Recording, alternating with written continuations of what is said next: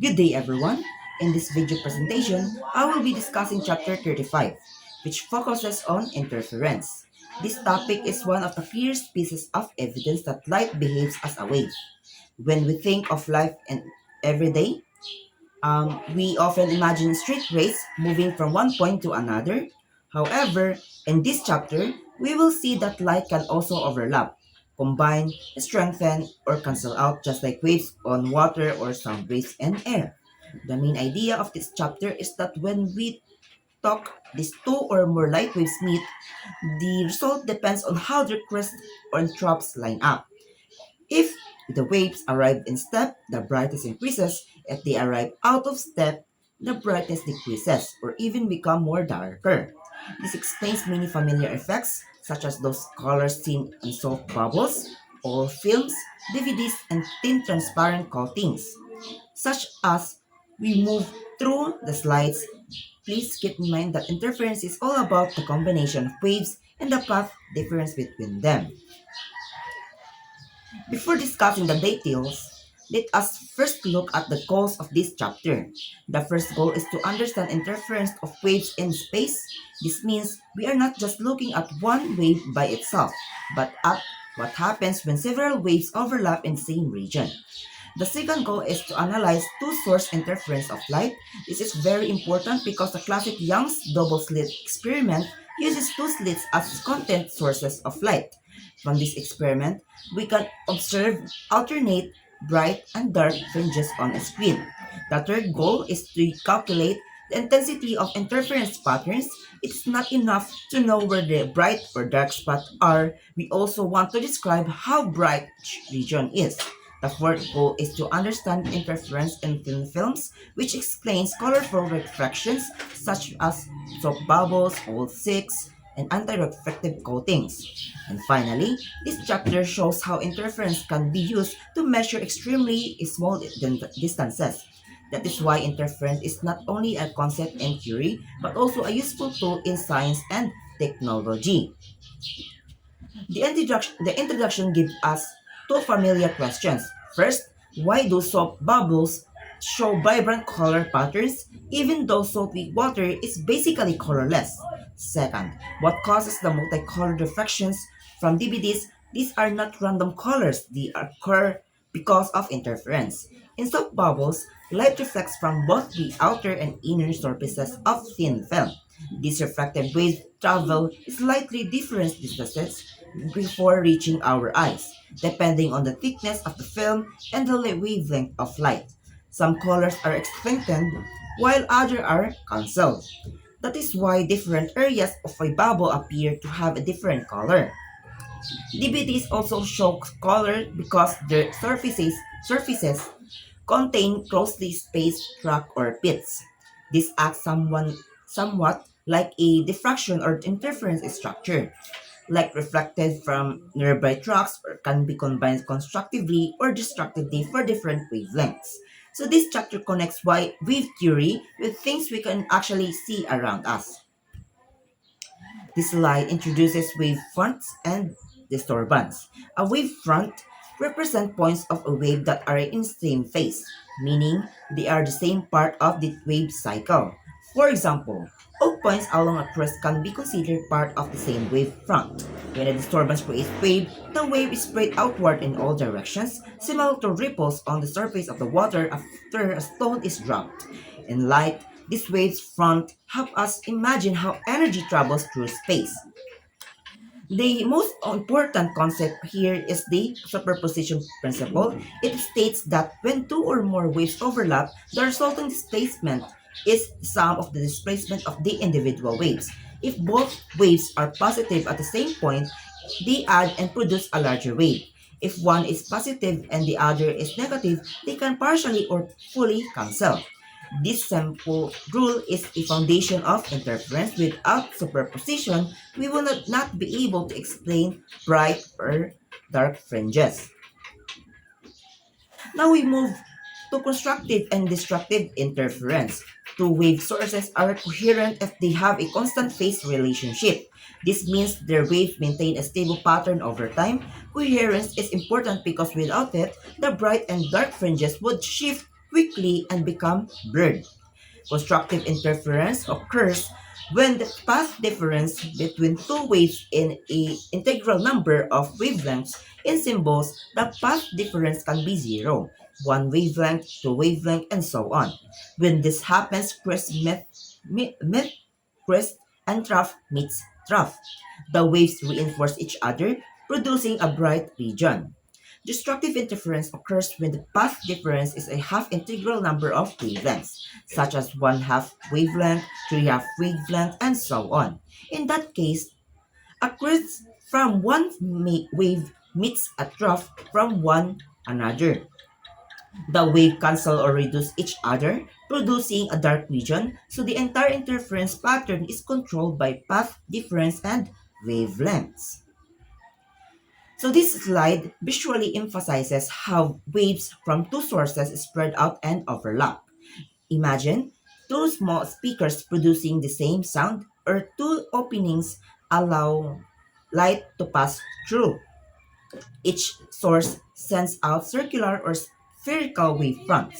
Where these waves meet, the resultant effect depends on whether they arrive in phase or out of the phase. In bright regions, the waves travel distances that differ by a whole number or wavelength.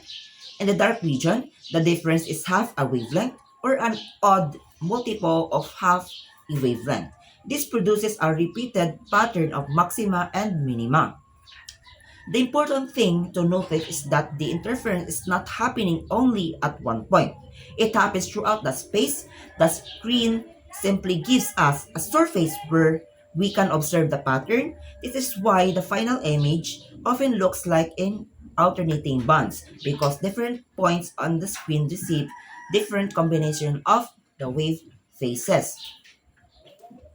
Continuing with interfering sources, we can think of the pattern as a map of where waves strengthen and where they weaken. Lines or regions of constructive interference become bright fringes. Lines or regions of destructive interference become dark fringes.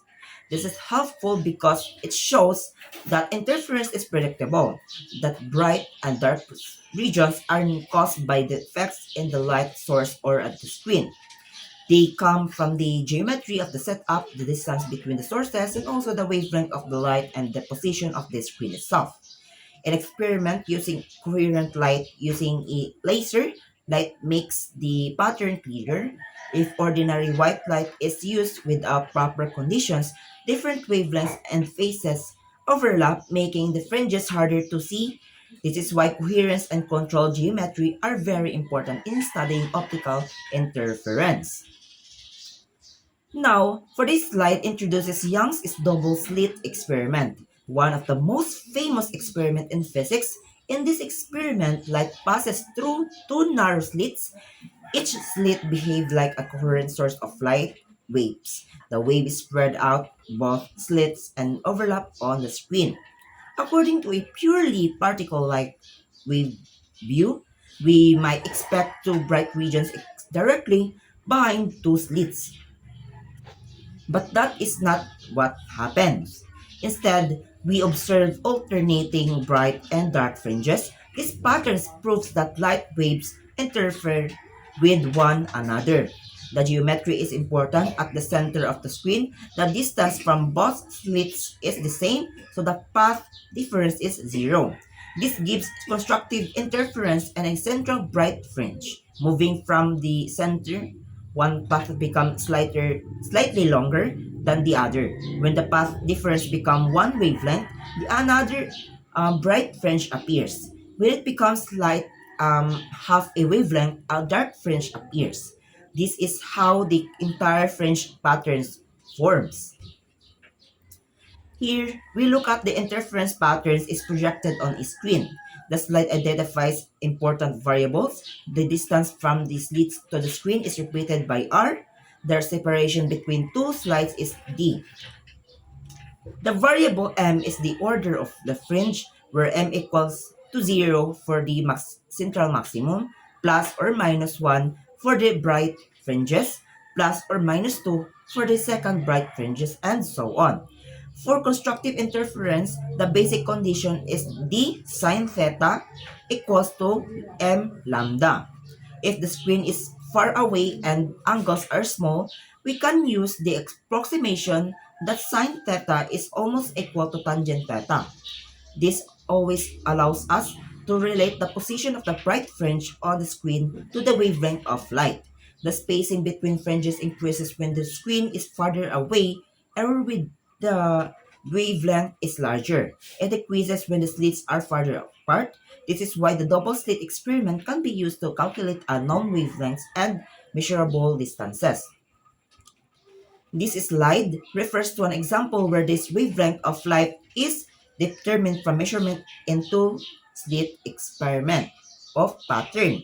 In solving this type of problem, we usually begin by identifying the known values, the distance to the screen, the separation between slits, the order of the fringe, and also the measure between the position of a bright fringe.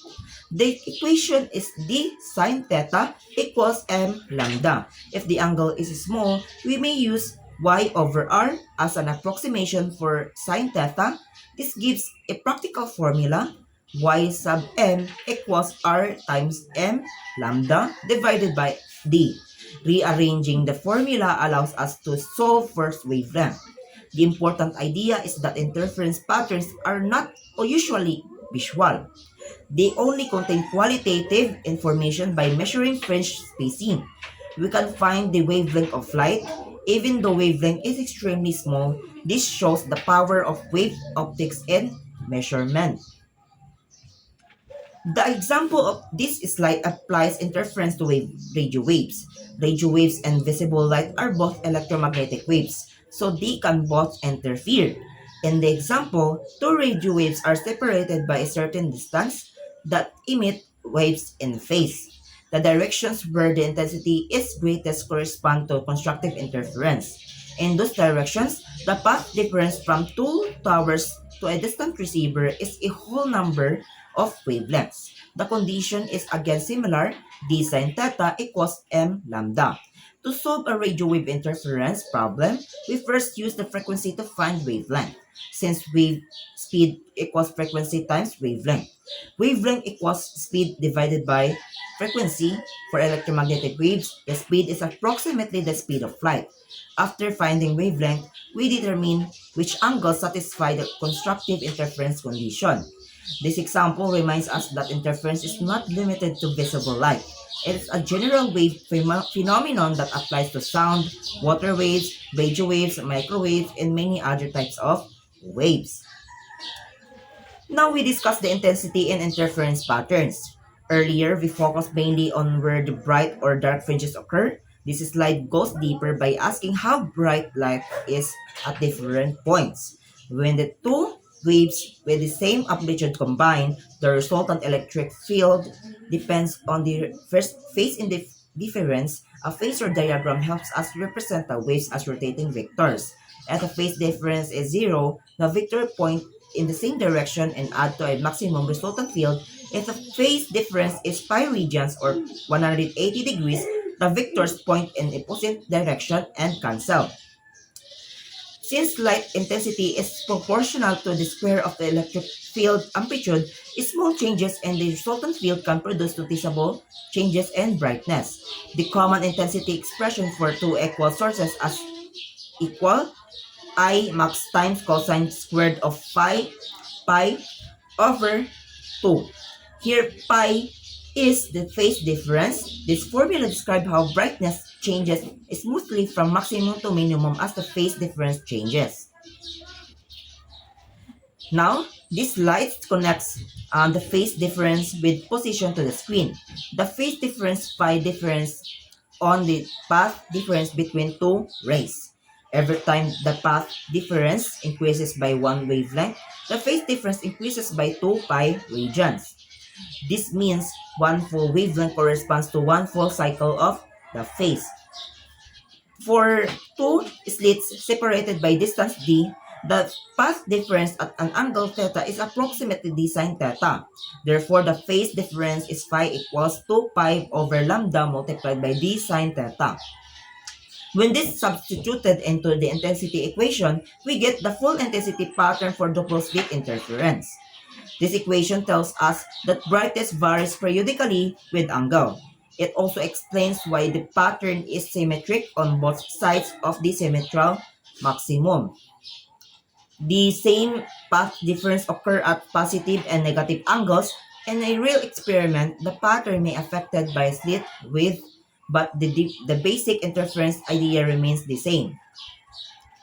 This slide again reinforces the visual pattern produced by interfering sources. At this point, we can interpret the figure more completely. The bright regions correspond to angles or positions where the phase difference leads to constructive interference. The dark regions correspond to destructive interference. A useful way to understand the image is to imagine following one point to the screen. Light from slit 1 and light from the slit 2 both reach that point. If one wave arrives exactly one cycle ahead, they still match and form a bright spot. But if one wave arrives that half cycle ahead, they oppose each other and form a darker spot.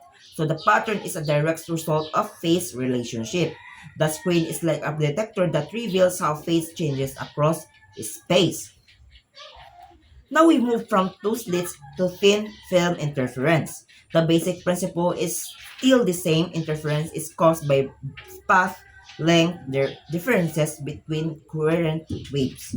However, instead of two slits, the two waves usually come from reflections at different surfaces of a thin film. For example, in an air wedge between two glass plates, some light reflects from the top surface of the air film and some reflects from the bottom surface. These reflected rays travel different distances before reaching the observer. Because of this difference, they may interfere constructively or destructively. Thin film interference is responsible for many colorful effects in nature and technology. Soap bubbles, oil on wet pavement, and some coated lenses all show interference occurs. The color depends on the thickness of the film, the refractive index, the viewing angle, and also the wavelength of light. If the film thickness changes gradually, the color pattern also changes gradually, producing fringes. An important detail in thin film interference is phase shift during reflection. When light reflects from a boundary leading to a medium light with a higher refractive index, the reflected wave undergoes a phase shift of 180 degrees or half a wavelength. But when light reflects from a boundary leading to a lower refractive index, there is no such phase shift. This matters because interference depends on total phase difference. The total phase difference includes both the extra distance traveled and any phase shift caused by reflection. If we ignore phase shift, we may predict the wrong condition for bright and dark fringes. For example, in some thin films, destructive interference occurs when the extra path length would otherwise suggest constructive interference because one reflected rays has undergone a half-cycle phase reversal. Therefore, solving thin film problems requires careful attention to the order of refractive indices and the surfaces where refraction occur. This slide discusses a wedge-shaped film between two plates. A wedge is formed when two plates are close together at one end but slightly separated at the another. This creates a thin film layer of air and another medium whose thickness gradually increases. Because the film thickness changes from one position to another, the path difference also changes. As a result, we observe a series of bright and dark fringes across the wedge. Each fringe corresponds to a certain condition for the constructive and also the destructive interference. For example, involving air or water between plates, the same method is used to identify the wavelength, the refractive index of the film, the phase shift of the reflection, then we apply the correct interference condition. These wedge patterns are useful because they can reveal very small differences in thickness. Every tiny changes can shift the fringe pattern, making interference a sensitive measuring tool. Now, for Newton's rings are another example of thin film interference. They form when a curved lens is placed on a flat glass plate. A very thin air film exists between the curved surfaces and also the flat surface. The thickness of this air film is smallest at the point of contact and increases outward in all directions. Because the thickness changes radially, the interference patterns form circular rings. These rings are called Newton's rings. Depending on the setup, the center may be dark and also bright. In the common reflected light case with an air film, the center is often dark because of the phase reversal at one of the reflecting surfaces. Newton's rings are useful because they show how geometry affects interference. Instead of straight fringes like an wedge, the symmetry of the lens produces circular fringes. This pattern can be used to study the curvature and quality of the optical surfaces. This slide shows one practical use of interference, testing a lens. A lens being tested can be placed on top of a master lens or reference surface. If the surface match perfectly, the film thickness between them has the expected shape, and the fringe pattern will be uniform or predictable. If the surfaces do not match, Newton's rings or other interference fringes appear in a distorted way. These fringes reveal where the surface deviates from the desired shape. The reason this method is powerful is that light wavelengths are extremely small, so even tiny surfaces errors can produce visible changes in the fringe pattern. This is important in manufacturing lenses for cameras, microscopes, telescopes, and other optical instruments. Interference provides a destructive way to check whether optical surfaces are accurate enough for a high quality imaging. Non-reflective coatings use thin film interference to reduce unwanted refractions. The goal is to make the reflected light waves cancel each other. This is commonly used in eyeglasses, camera lenses, microscope, and solar panels. Thin film transparent coating is placed on the surfaces of the glass. Light reflects from the top of the surface of the coating and also the boundary between coating and the glass. If the coating thickness is chosen properly, these two reflected waves will be out of phase and undergo destructive interference. As a result, less light is reflected and more light is transmitted. For a simple anti-reflective coating, the thickness is often chosen to be one of the quarter of the wavelength inside the coating material. This creates a half wavelength, the path difference for the two reflected rays. Combining the phase shift during reflection, this can cancel a particular wavelength strongly. This is why anti-reflective coatings may appear slightly colored. They are optimized for certain wavelengths. The final slide introduces the Michelson interferometer, an instrument used to make precise measurements of wavelengths and very small distances. It works by splitting a beam of light into two paths using a partially reflecting mirror called a beam splitter. One beam travels at one mirror and the other beam travels to the second mirror. After reflecting, the beams return and recombine. When the two beams recombine, they interfere. If the path lengths are arranged so that the waves arrive in phase, a bright fringe appears. If they arrive at one phase, a dark fringe appears. By moving one mirror slightly, the path difference changes, causing the fringes to shift. The key point is that a very small mirror displacement changes the round trip path by twice that amount because the light travels to the mirror back and back. Counting how many fringes pass a reference point allows us to measure tiny distances. For example, if a mirror is moved by a half wavelength, the path difference changes by one full wavelength. To conclude, chapter 35, interference shows us that light waves can combine in predictable ways. From double slits to thin films and interferometers, Interference allows us to explain beautiful colors and also perform extremely precise measurements.